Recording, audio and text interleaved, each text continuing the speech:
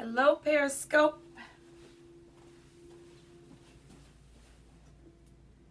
Let's get the camera straight a little bit. All right, how's everybody? Good morning, good morning, good morning. Hey, everybody, we've got a great topic on today. I hope you guys had a great weekend. Glad to see co-pastor Janelle on. She's already shared it on Facebook and she's invited her followers. Yes, I want you guys to invite your followers. Look, we're back to normal. In fact, I said I was going to stand up. Look, I haven't stood up in a while. You know, when I stand up, look, I really got something to say. But listen, it's going to be a good class today. So invite your followers, swipe to the right so that you can invite those that follow you, those on Periscope, and then, of course, recommend it to those on Facebook. Thank you, thank you, thank you. Let me know, of course, who's joining me this morning. I see you, Shantia from South Carolina. Jazzy Jazz is on. Thank you, sweetheart. Good morning. Siobhan is on. Let me know who you are and then where you're scoping from. I see my Dominique, oh so famous one, is on. I love it. Davra is on from Mississippi. Hey, Andrea. Andrea, glad to see you're on, sweetheart. Tarika from Memphis. Portia from Chattanooga. Lon is on from Jessup, Georgia, of course. Rhonda from Minnesota. Nashville, Tennessee is in the house. Glad to have you guys on this morning. Yes, let's see. Who else is on with us? Antoinette from Stone Mountain, Georgia. Christy from Chattanooga. I see Alpharette is in the house. Dion from Winston-Salem. Alfred from Atlanta. Hey, Pastor D. DP from Shreveport, Louisiana. Jennifer from Maryville. Scoping from Disney. Wow. Girl, you need to go and enjoy Disney. April from Atlanta. Yeah, should be working. I want you to keep your job. Tim from Oklahoma City. Good. Well, you guys, I have had an amazing weekend. I'm sure if you follow me, you know that I was ordained this weekend. And I tell you, God be praised. It was such an incredible experience.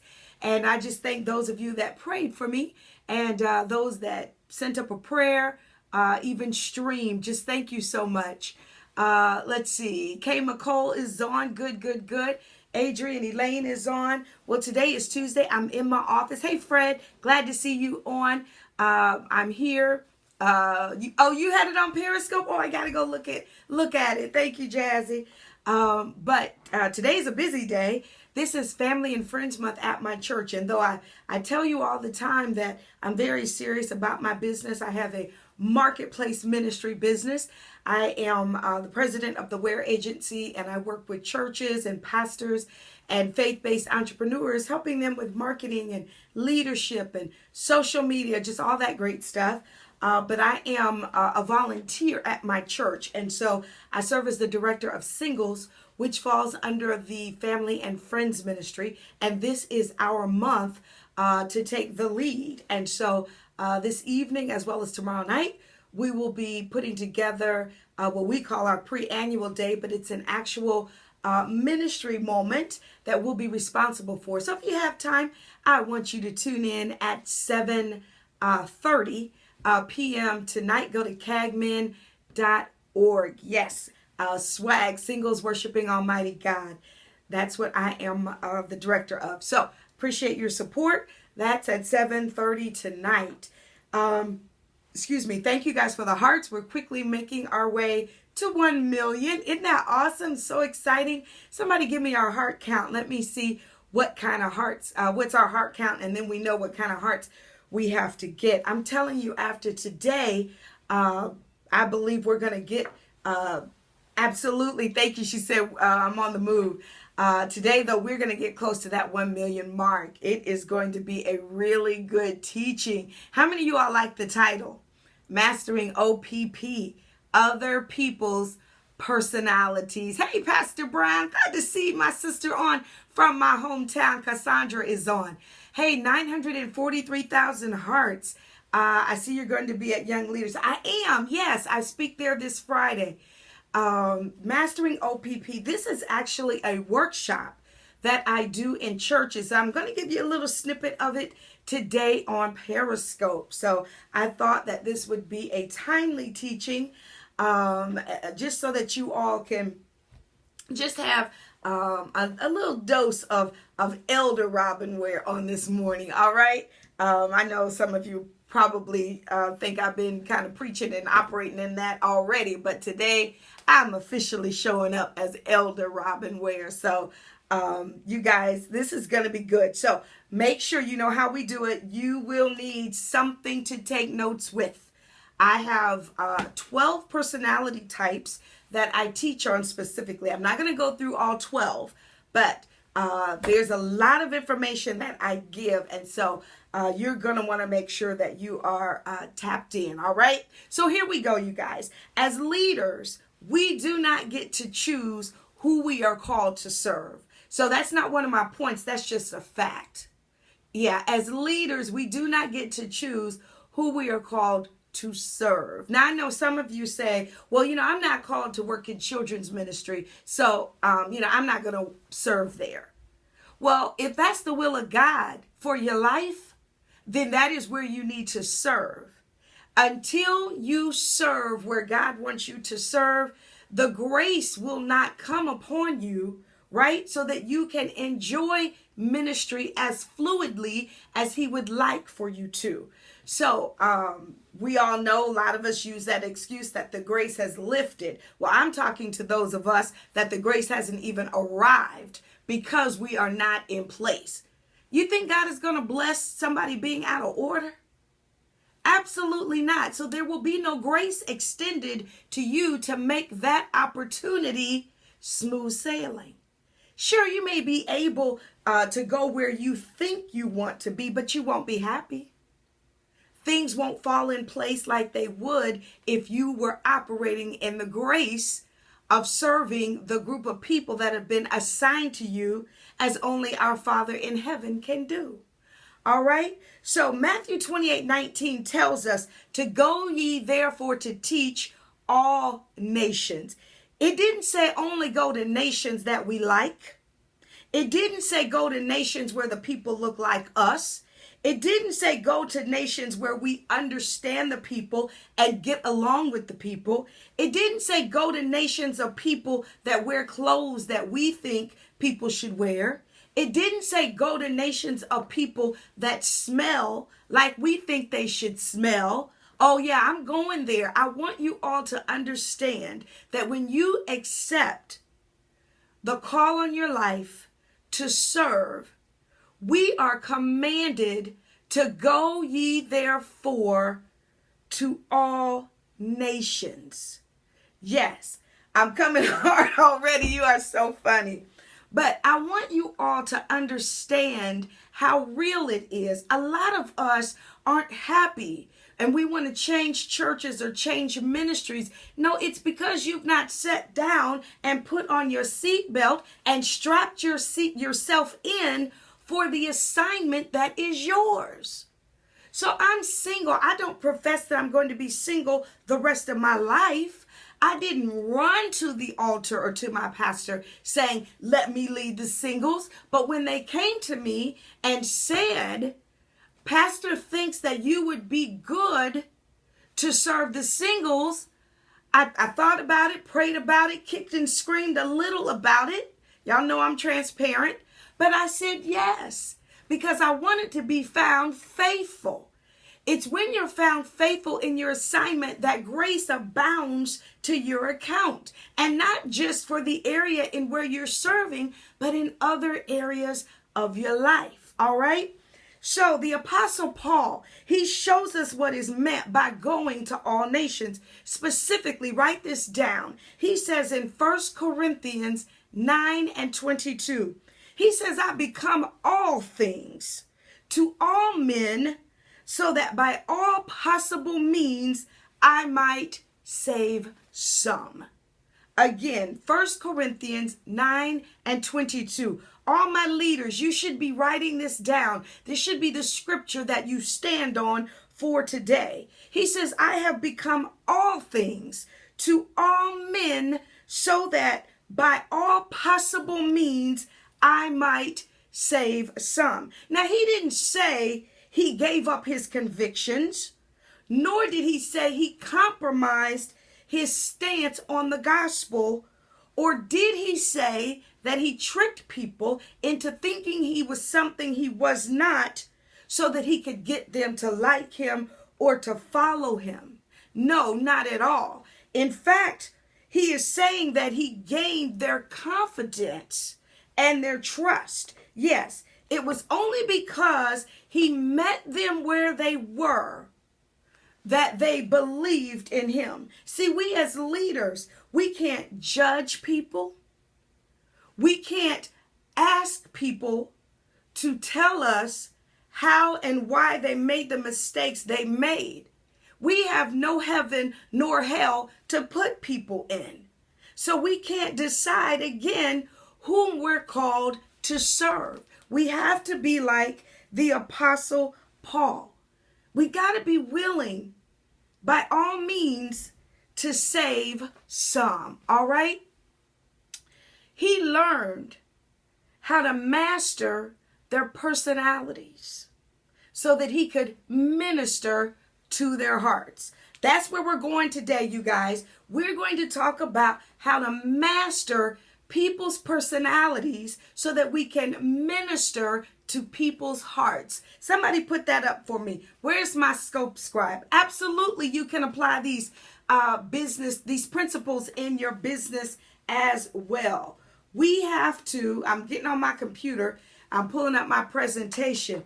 I want you all to understand that we have to master people's personalities so that we can minister to people's hearts. Thank you, Jazzy Jazz.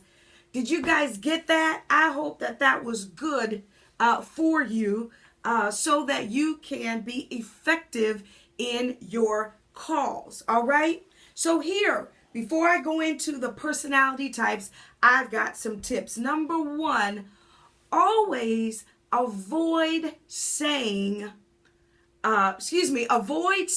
always and never when you're trying to master people's personalities.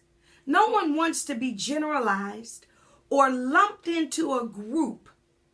People have to believe that you understand them.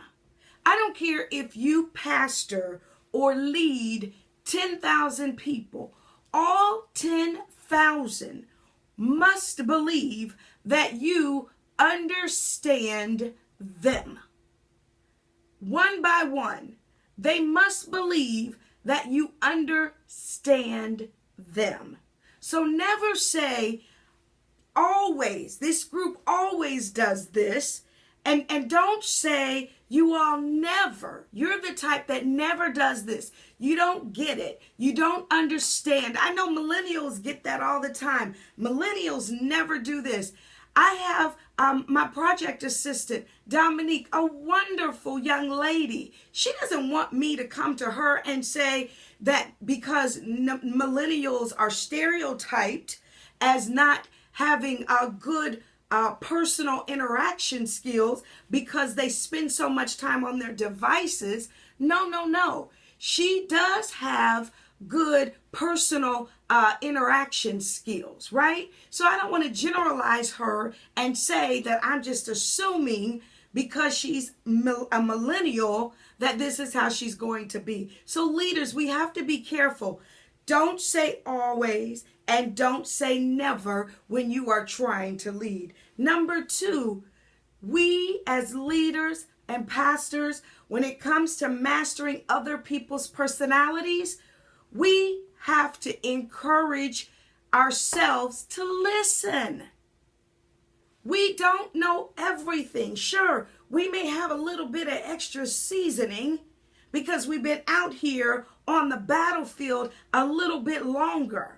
But I don't know where it's written that just because you've got some length of service, some years under your belt, that immediately makes you smarter than everybody in the room. That is not true. The length of time that you've been on the battlefield simply means that you may have more scars. My prayer is that you've got scars because your wounds have healed. Some of us have been out on the battlefield for so long, but we've still got open wounds. We've not yet healed to have scars that prove we've come through something. All right? I'm going to give you a second to think about that while I get my water. You all know I got to get my water, right? Got to hydrate. Are you guys enjoying this? Let me see the hearts. We're working our way to 1 million, so I got to have the heart so I know that you guys are enjoying this teaching. And then number 3, when it comes to mastering other people's personalities, just because you're given a title does not mean you've been given influence. Do you all hear this? Just because you've been given a title does not mean you've automatically been given influence. Yeah, you have got to understand that influence is earned. My team, Kim, my personal assistant, Kim, she loves me and she honors my influence because I've earned it. Yes, absolutely. Dominique, she sees how heavy I walk. She hears me do a lot of talking, but she sees the heaviness, the weight I carry when I walk. See, you guys, you got to live it and then you earn it. You don't just walk in a room and say, I was ordained yesterday, so now I'm an elder. That means nothing to most people. All right? So, number 3 is you must confront in private and praise in public. All right? That's how you earn influence, because you operate in wisdom as a leader. No one wants to be publicly rebuked all the time. Sure, there are times when public rebukes are done and they're appropriate. Now, it's all about in the spirit that the public rebuke is done. But most people do a public rebuke when there's been a public sin or public embarrassment, right? But when it comes to leading those that have been entrusted to our leadership, don't rebuke in public, you guys. You should help people grow. And one of the ways you build trust and influence with them is to confront in private and to praise in public. All right? So yes, we are leaders. We are leaders that operate in love. And so even at my church, when I help people grow, I do that one-on-one. And I do it with the intention of helping them grow. I don't do it with the intention of, getting them told. That's not my assignment, right? That's their mother's assignment, their father's assignment, but it's not my assignment as their spiritual leader, all right? That's not what I'm in this for. I didn't sign up for that, and God didn't sign me up for that either, all right? And then lastly, number 4 is be specific. I'm actually going to give you 5. Be specific. When you are going to help somebody grow, the best example you can give them is the example of what they did. That's it. Don't talk in generalizations. And let me help you all again as leaders. If one person in the group has an opportunity to do better, then deal with that person. You don't help them by going to the entire group and saying, I hope you guys can hear, they're cutting grass outside of my office window. I apologize for the noise. They'll be done in just a moment. But you don't help that one person get the opportunity to grow in that area of their weakness when you come to the group and say, I want you all to be sensitive about how you do XYZ. That one person that you're talking to may be clueless. They may be sitting there on their phone responding to a text. Hey, Pastor McBride. Yeah, And so you do them a disservice. You do a disservice to them, and you do a disservice to yourself. See, leading is not easy, and it's not often comfortable, but you help yourself grow and make it easier each time you practice what's difficult for you. Right? You know, I took piano lessons as a child, and when I began, I learned the scale. I remember every good boy does fine. E, B, whatever, F, right? And F, A, C, E. That's how I learned the key placement. I'm sorry, not the scales, but I learned the key placement. You can tell I didn't stick with piano. But the teacher started me out by saying every good boy does fine. So that way I would learn the different notes. It's the same thing in leadership. Though you know how to pray for somebody doesn't mean you know how to lead somebody, right? So I'm not saying killing two birds with one stone isn't good practice, but it's not good practice when you don't pull that person aside and help them specifically with the area of weakness that you've noticed they need help in. So listen to what I'm saying. Sure, you can tell the whole group, I need you all to be more conscious of arriving 15 minutes early. Okay? But if you have an habitual offender, somebody that has time management as an area of weakness, that's the person you specifically need to deal with. You know, Sister So-and-so, you know, we're so glad and grateful to have you. And, you know, we're glad that you've been participating in the ministry. Just want to remind you that, you know, we begin at 9 o'clock. Today you arrived at 9:20. And then you asked us to kind of repeat what we'd already covered. And it's not fair to those that were here on time for us to have to stop for one person and rewind and restate what we had covered the first 20 minutes. And so what I just want you to know that it's nothing personal.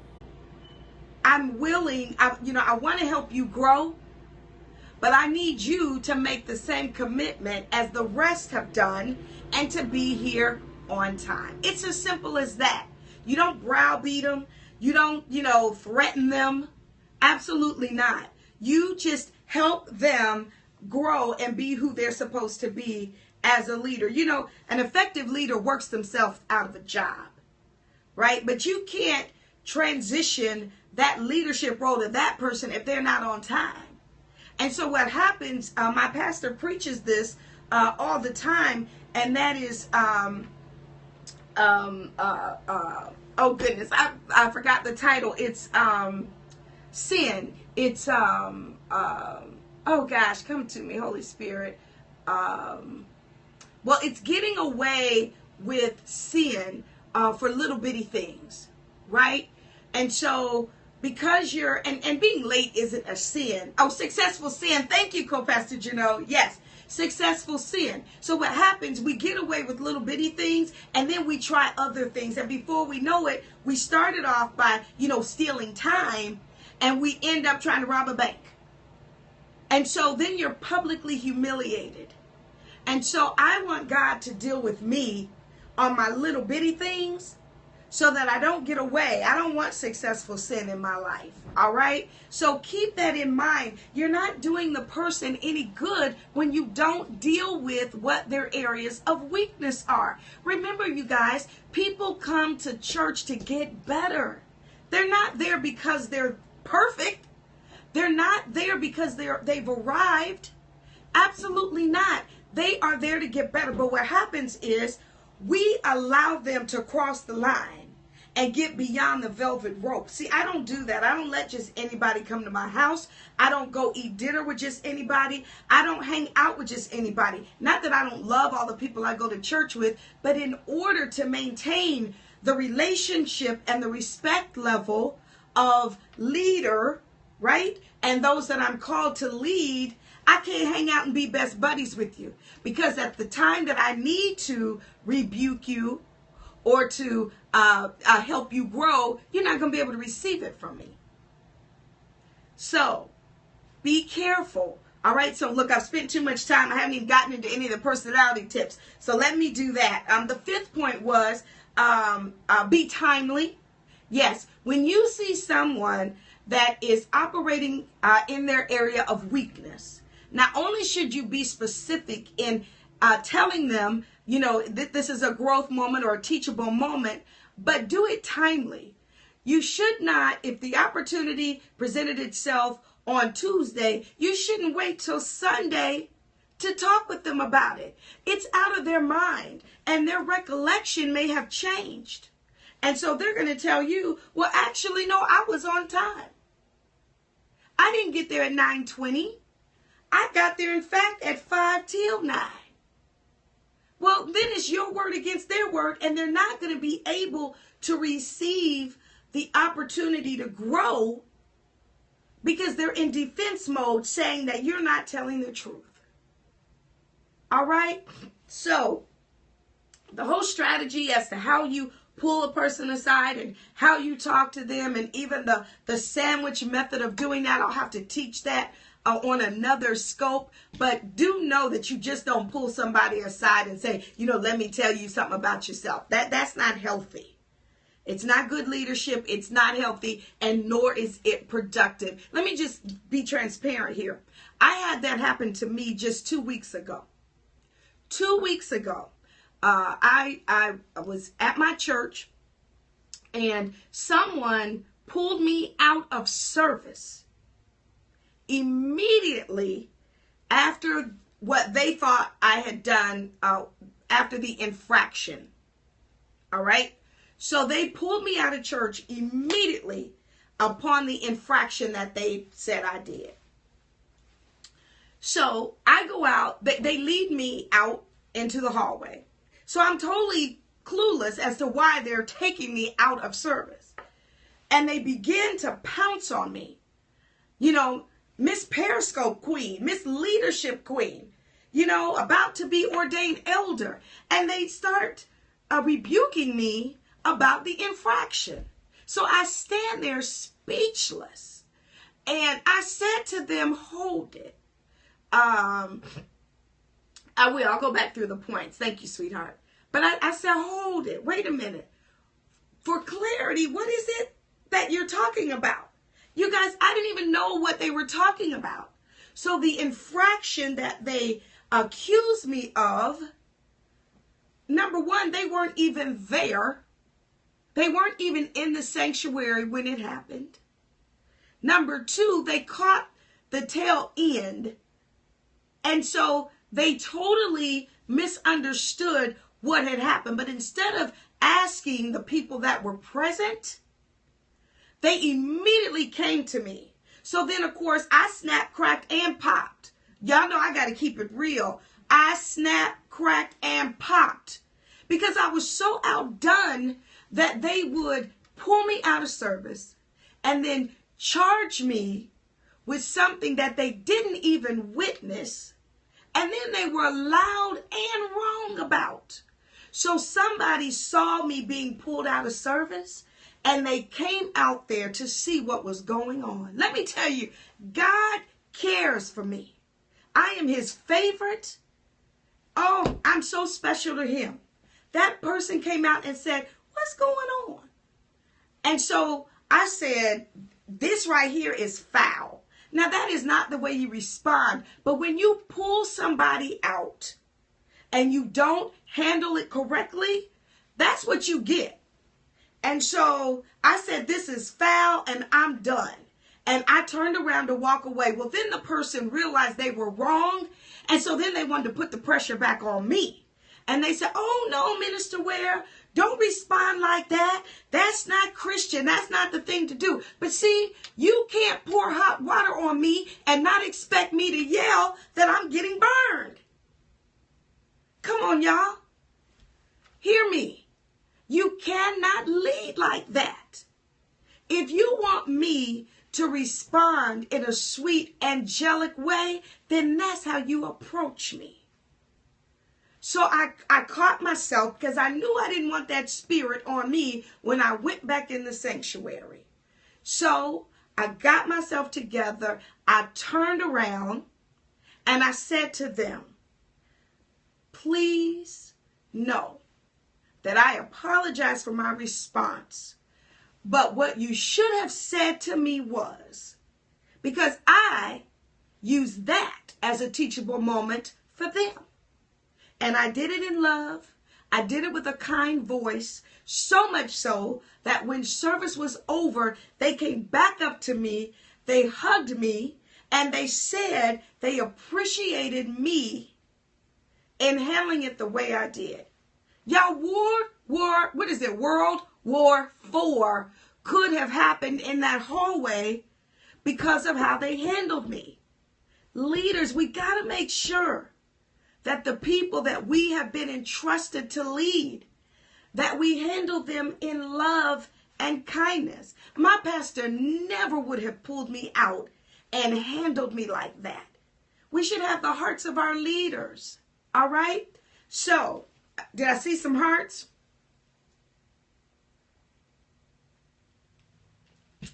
All right. Thank you for the hearts. So here are the 5 points before I get into the personalities. Avoid saying always and never. Number 2, we have to listen. All right. In that scenario, if she had just said, from what I understand, XYZ happened and then been silent and allowed me to respond, she would have avoided everything. But because she attacked me and told me of the infraction that I did not do, and the person that was a part of it came out and said, oh, no, you had the wrong person. Go figure. Listening is key. Number 3, confront in private but praise in public. Number 4, be specific. And then number 5 is be timely. All right? So, here we go. Talking about personality types. So, we have to understand, this week, in fact, I wrote on rollingout.com. And listen, you guys, I need you to go to rollingout.com and read the article, but I want you to share it. I'm going to tweet it out. I want you to share the link, tweet it on social media for me. Let's help grow the following and supporters for that inspirational article. This is a major secular magazine and website, and they've asked for inspiration to be shared. And so we want to make sure that we take the gospel. I said it earlier, to all nations, right? And so I'm taking it to their audience. They get over 1 million views a month. And so it's a huge platform. So help me do that.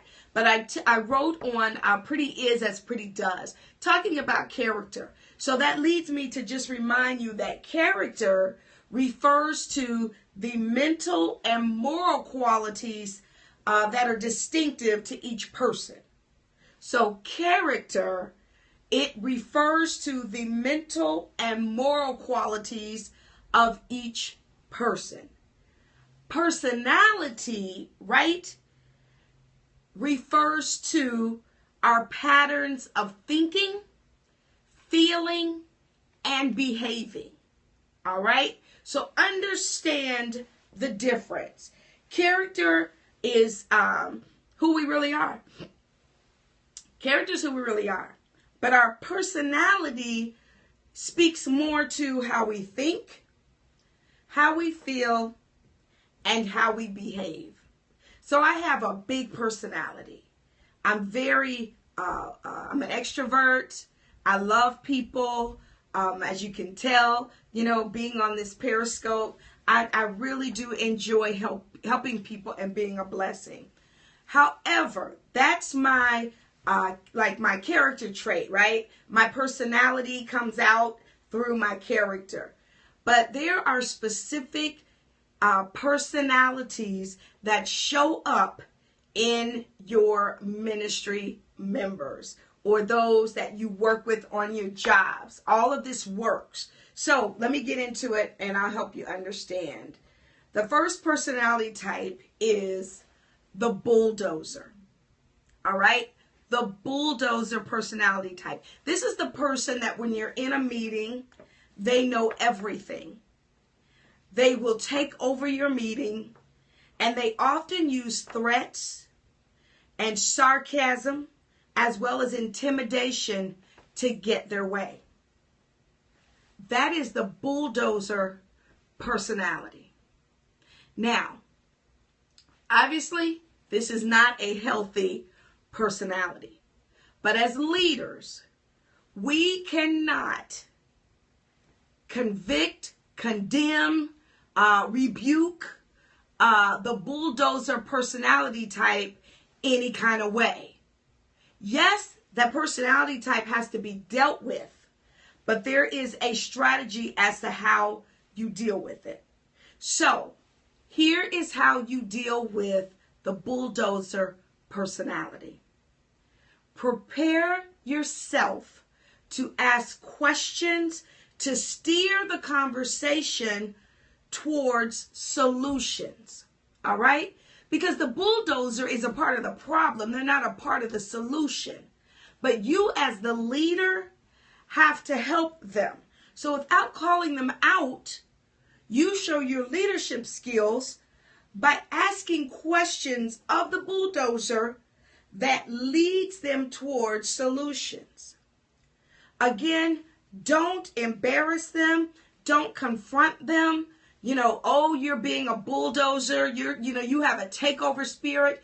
Don't do that. That's not healthy. That shifts you from being a kingdom representative, right, to being a representative of darkness. So God deals with people in love. And so that's what we have to do. You have to focus on the answers. It will work. So there's not what if it doesn't work. A strong, successful leader steers the bulldozer to questions that bring solutions. If the bulldozer becomes obnoxious and overbearing, then yes, you ask them to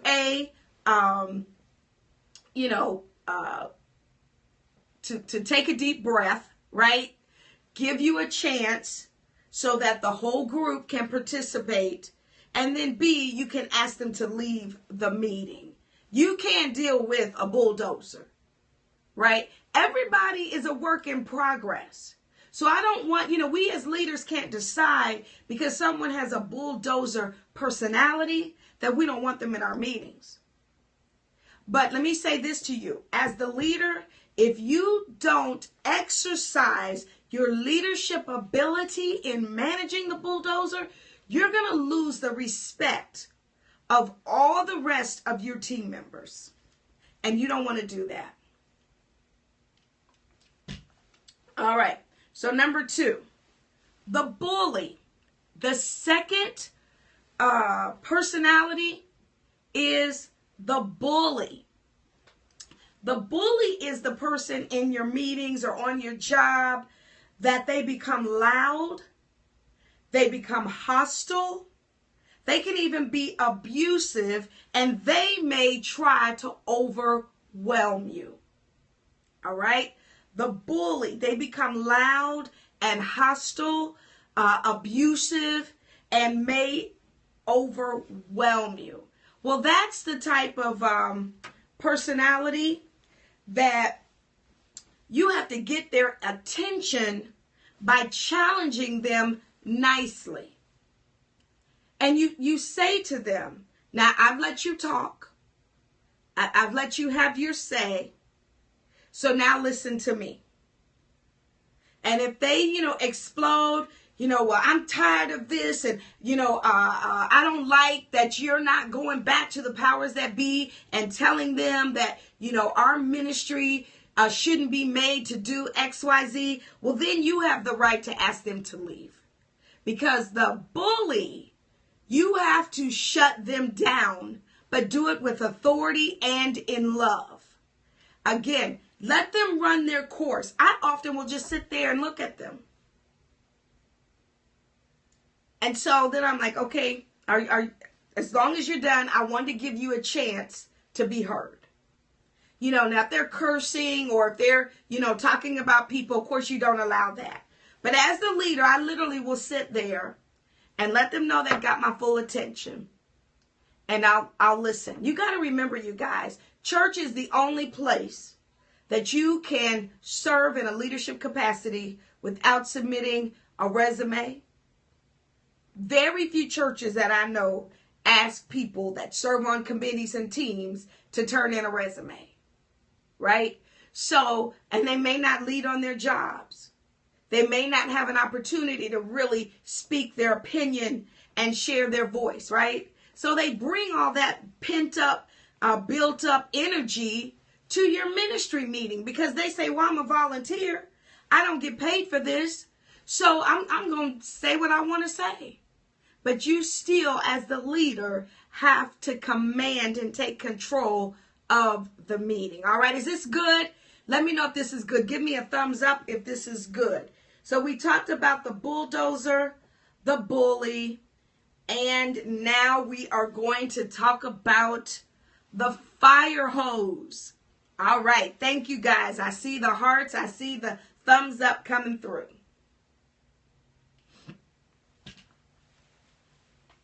The fire hose.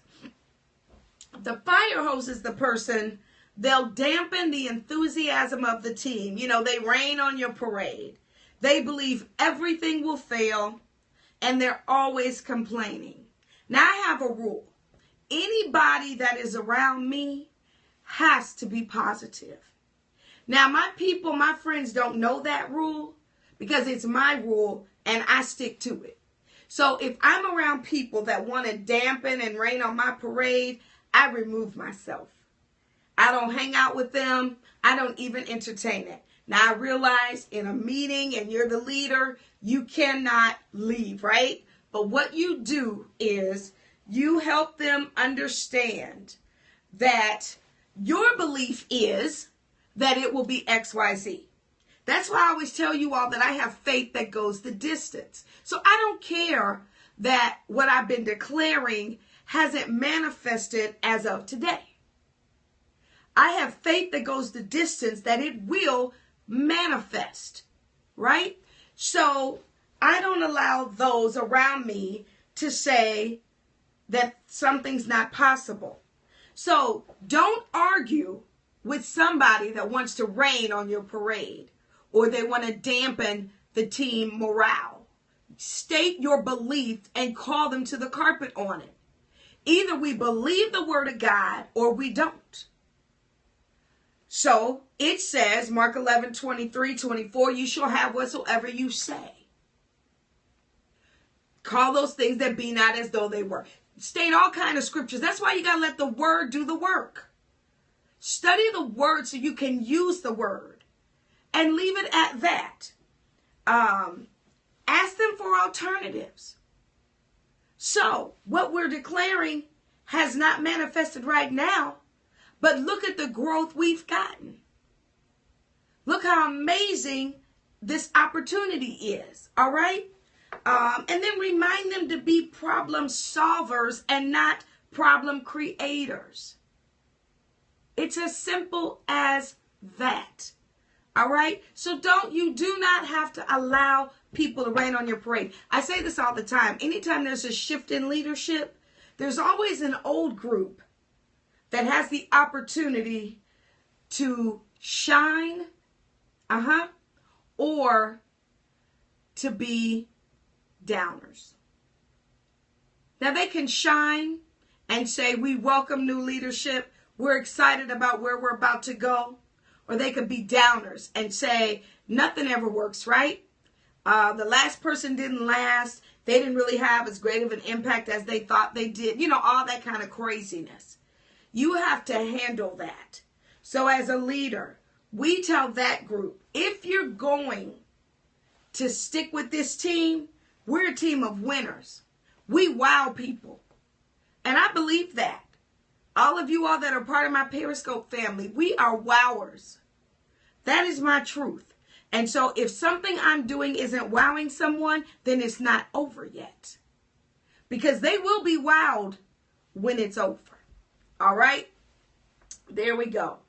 And then let me see. I've got 12 I'm going to do one more. How about that? Because I'm looking at the time. It's 11:54. The staller. The staller. They are reluctant to turn down requests because they want to be liked.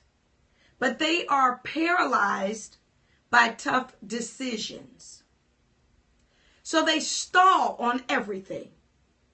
They're paralyzed by tough decisions. So if I ask them, do they want to be, XYZ on our team? They say yes, but they're ineffective because they're scared that a decision they might make won't be popular amongst the group. All right? And so they then become paralyzed by tough decisions. You as the leader in mastering the personality of the staller, you've got to help them resolve the problem.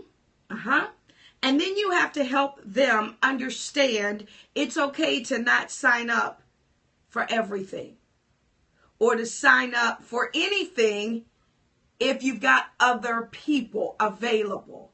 Because what you don't need is a leader that takes an assignment and then they don't do anything with it. Because a wheel that has, 12 spokes, if one spoke is missing, the wheel is wobbly. It's out of balance. And so we need our wheels to roll smoothly. The leader has to keep control of the situation. Talk them through it. What else you have on your plate? Well, I thought you didn't really like doing XYZ. That assignment requires XYZ. And if they say, oh, well, I'll just get so-and-so to do it. Say, well, is that wise? Is that wisdom? So talk them through it. Help them because, again, they get paralyzed with making tough decisions. All right? So you guys, mastering OPP, people's personalities. All right? I want you to understand, again, there's 12. I think I went through 4. I'm not going to be able to go through all the rest because of time. Because I got some money coming stuff I got to work on today. But I wanted to just be a blessing. And as I said, just share with you as leaders that we don't get to choose whom we are called to serve. So I pray this has been a blessing to you. If you got any questions, I'll answer a few before I end this scope. Thank you for the hearts.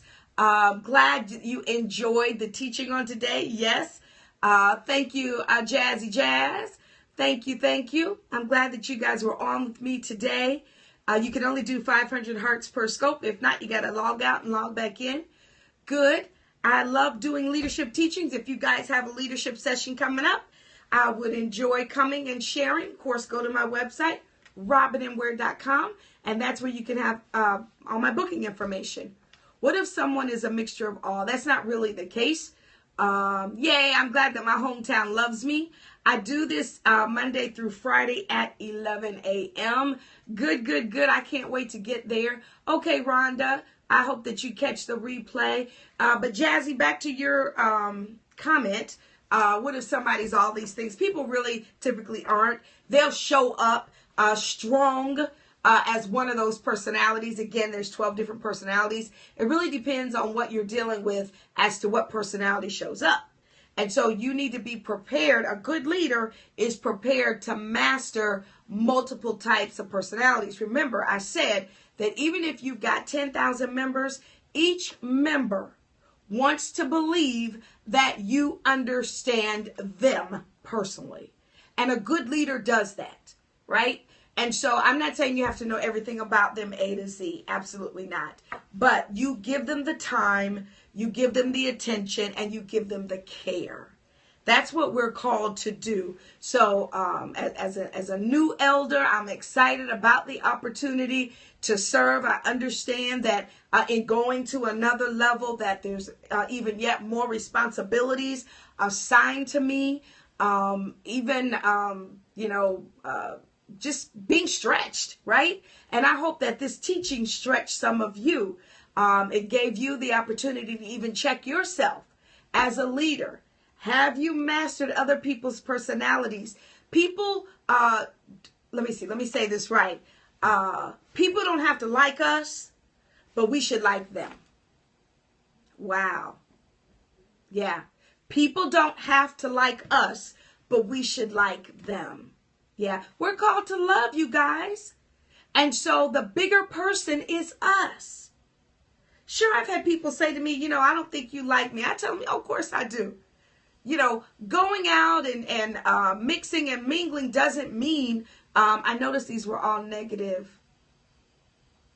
I'm not sure what you're trying to say, but you don't really need to master positive personality types. So,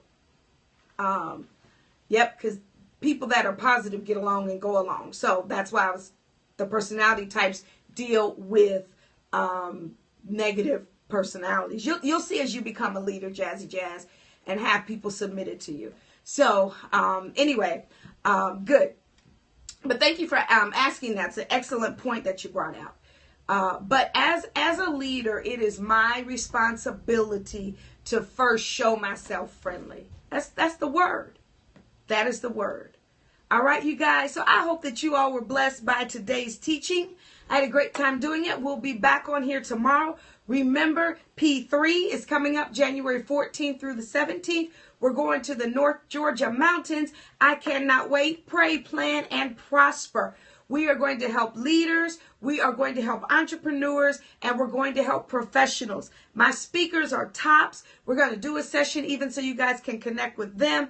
Make sure you're getting your airline tickets. The bus is going to depart at 2 o'clock from Atlanta. So if you don't want to drive the 2 hours to the North Georgia mountains, you can ride the bus. I'm telling you, the connections are going to start on the bus. So we are going to have an amazing time. Absolutely. I love it. I love it. We're making our way towards that 1 million mark. During P3, though, we're putting together yes, I got to keep working, right? Our next scope will be tomorrow, but we're working on a professional photo shoot to be at P3. We're going to have some counseling sessions. Listen, you guys, I'm very committed to helping us all be emotionally healthy. I love my life because I'm emotionally healthy. There are moments when I realize that I'm getting out of balance, and so I'm not as emotionally healthy as I need to be. That's why I take Fridays off. Fridays are my Sabbath.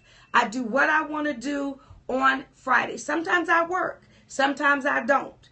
But that is my Sabbath. And one thing that most of us get wrong is we think that we have to be busy all the time. But being busy and being productive are two different things. And so I take Fridays off as my Sabbath so I can make sure that I'm emotionally healthy. All right? So, you guys, thank you so much. Again, stream tonight, cagmin.org, if you guys can, so that you could be a part of what we've got going on tonight as a part of our singles event at my church. It's going to be an amazing time. I promise you that. Get your t-shirts, prophetess.com. We still got plenty in stock. And then I'll share more later on this week. I'll be speaking at Young Leaders Conference here in Atlanta. So, got a lot going on. So, that's why I got to get off this scope. But thank you guys. God bless you. And I appreciate your love and support. I think that was everything, right? Oh, of course, go to robinandware.com if you want to schedule a complimentary consulting session with me. Yep, I love you guys. Thank you so much, Kay McCall, for the love. Thanks, Alfred. Fred. I don't know why I said Alfred. There we go, robinandware.com. Thank you, Scribes.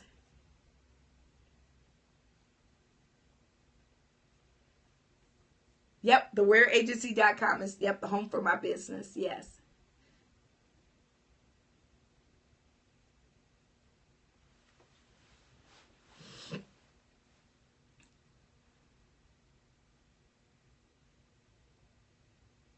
You guys are doing those hearts. I thank you. That's awesome.